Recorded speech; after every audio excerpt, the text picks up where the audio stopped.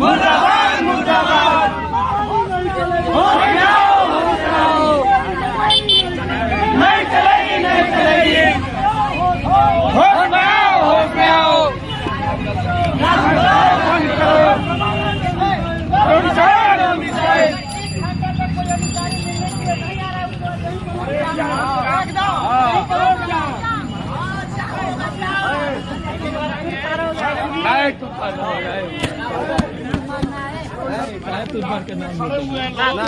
आसपास में उनको शिक्षा की कसम है कि अभी जब तक डीएम नहीं आ जाता है तब तक यहाँ से जाना नहीं।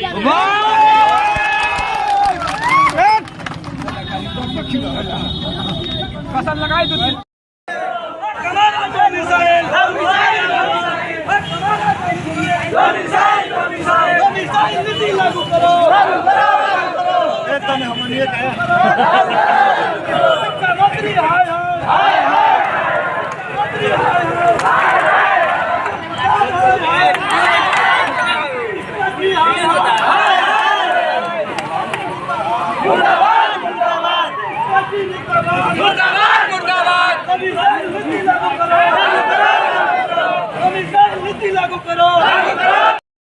जबरदस्ती जाम ठोकर के हम लोग इसको एक्सेप्ट किए। एक मुद्दा और है, बिहार सरकार जो बहाली दी है इसको जो पहले से शिक्षा का उनको भी ले रही है ताकि मैं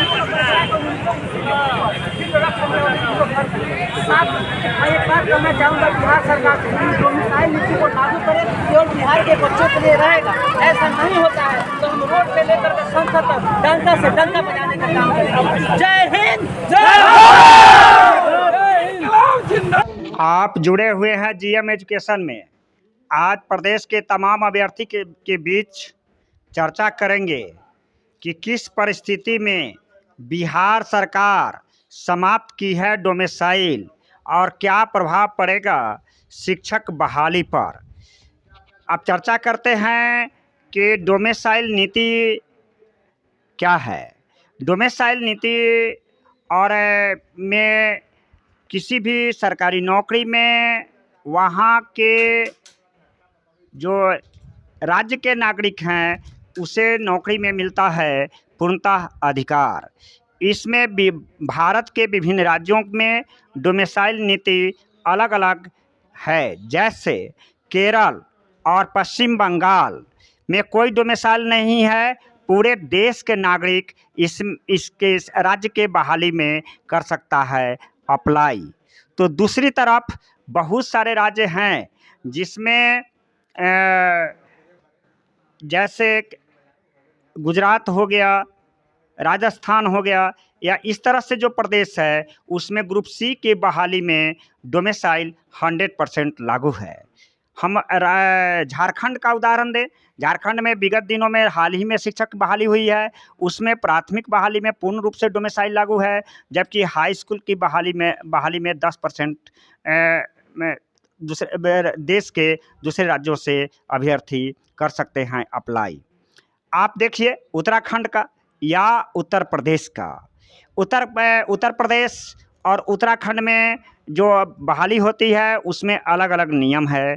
जैसे किसी राज्य में 5 वर्ष तक जो अस्थाई निवासी हो वह उत्तर प्रदेश सरकार दिया हुआ है सुविधा कि वह अप्लाई कर सकता है। उत्तराखंड का सरकार का नियम है जो उत्तराखंड उच्च विद्यालय में या कॉलेज में 5 वर्षों से पढ़ रहा है उसको दिया है अधिकार वहाँ के बहाली प्रक्रिया में शामिल होने के लिए।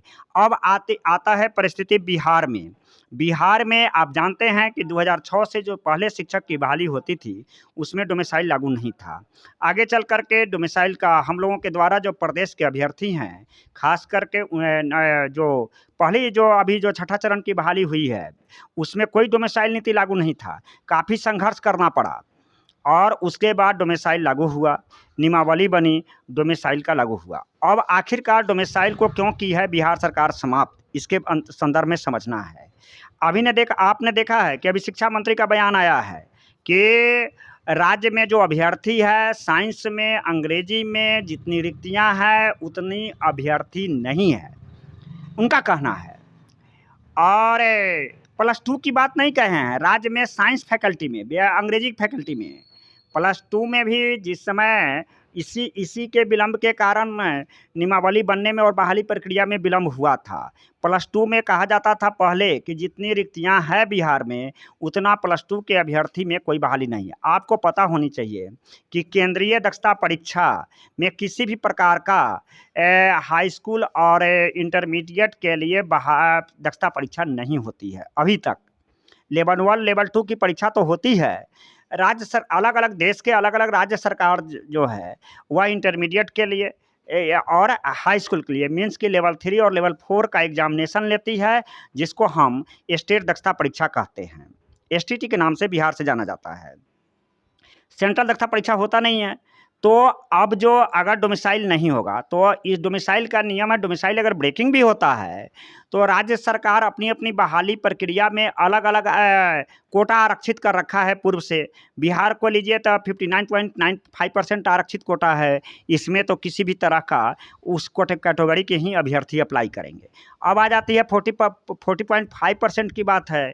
उसमें बहाली प्रक्रिया में जो शामिल होगा उसमें अन्य प्रदेशों का होगा, खास करके लाभान्वित होगा उत्तर प्रदेश और या सीमांचल सीमा के अंत में जो उत्तर प्रदेश है, उड़ीसा है, झारखंड है या पूरे प्रदेश दूसरे देश के सभी राज्यों के अभ्यर्थी अप्लाई करेंगे। क्या प्रभाव पड़ेगा? तो सबसे जो हकमारी छीनी जाएगी वह प्राइमरी शिक्षक बहाली का होगा। चूँकि CTT का है, अब यह संभव नहीं है कि हाई स्कूल की बात ले, इंटरमीडिएट की बात ले, तो जिस तरह से बिहार में STT के अभ्यर्थी हैं तो दूसरे राज्य में भी जो लेवल 3 और लेवल 4 का एग्जामिनेशन हो, इंटरमीडिएट के लिए हो, हाई स्कूल के लिए हो, जो नीड है, बेसिक है, ट्रेनिंग प्रशिक्षित के बाद में वह पास करना है। ये प्रत्येक स्टेट का अलग अलग नाम से जाना जाता है दक्षता परीक्षा। उस दक्षता परीक्षा में पास किया हो वही अभ्यर्थी इस बहाली में अप्लाई कर सकेगा। आज आपको पता है कि मंत्री जी की बयान तो बड़ा हास्यास्पद लगता है। इसकी मैं I cannot explain what is the reality about this matters. There is nothing knowledge number of vacant seat according to subject education minister.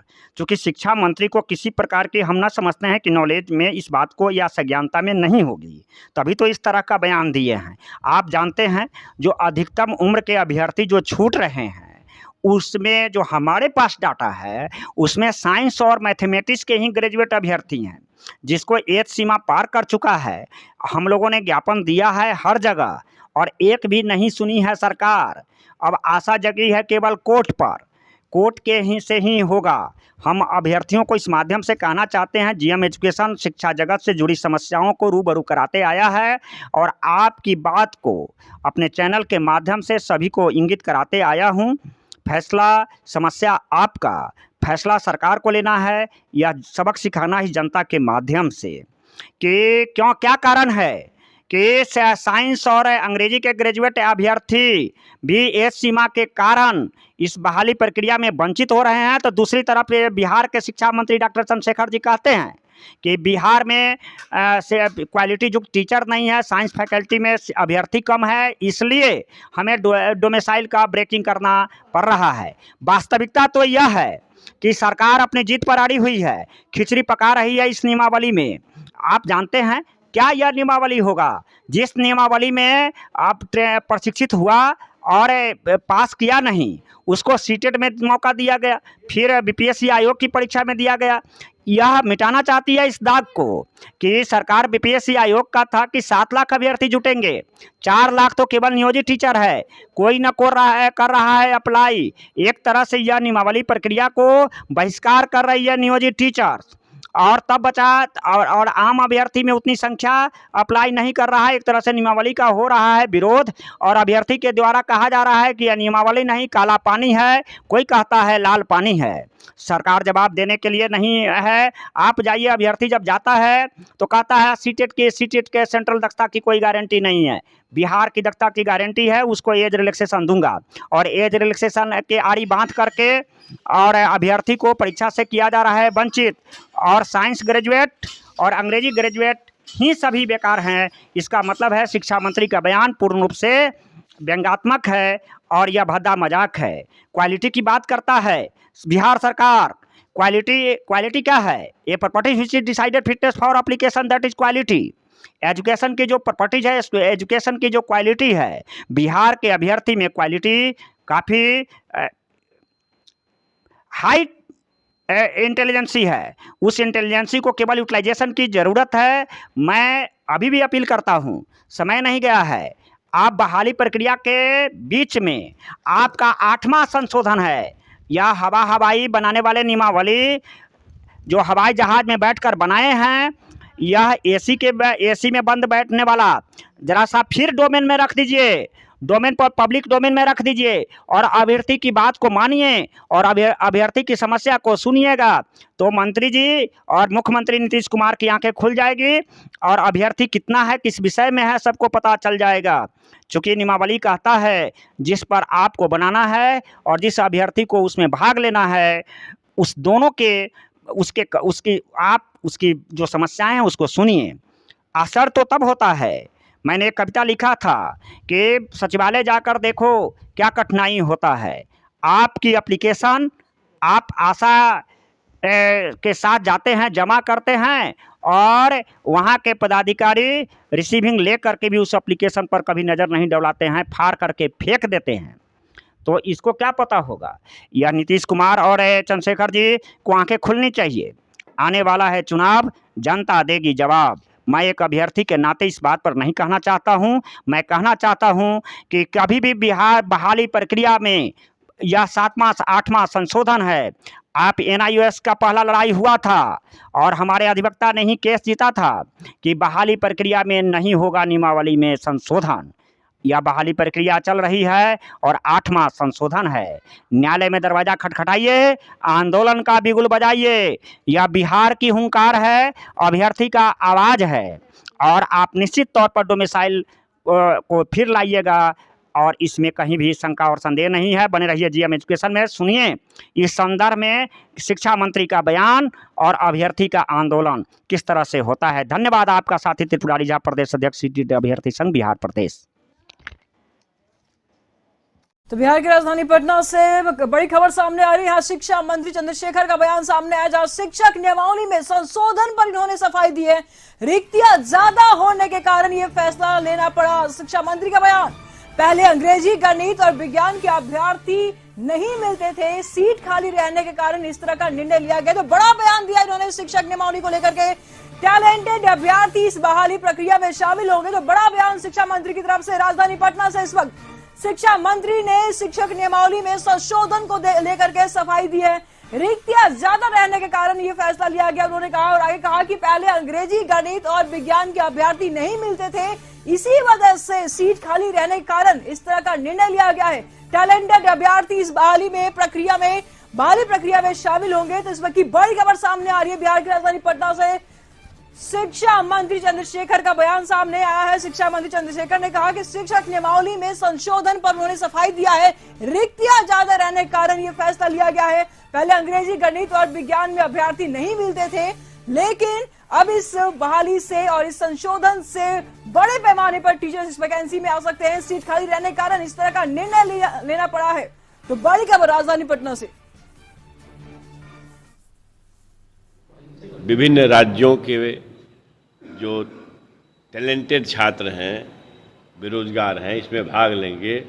हमारे लोगों के लिए एक समस्या जरूर है सामने कि साइंस में, खास करके मैथ में, केमिस्ट्री में, फिजिक्स में, अंग्रेजी में इस तरह के कॉम्पिटेंट छात्र बहुत नहीं मिल पाते हैं, सीट खाली रह जाती है। इसके लिए क्या किया कि साइंस ब्लॉक में रिक्तियां रह जाती थी। आप देखें ना कि अध्यापक, प्रधान शिक्षक की बहाली हुई और उसमें 6000 में कितना 369 लोग आए। तो ये है कि बेहतरीन गुणवत्तापूर्ण शिक्षण कार्य के लिए गुणवत्तापूर्ण विषय के विशेषज्ञ आए और ख़ास करके साइंस और अंग्रेजी की समस्या थी, इसलिए ओपन किया गया।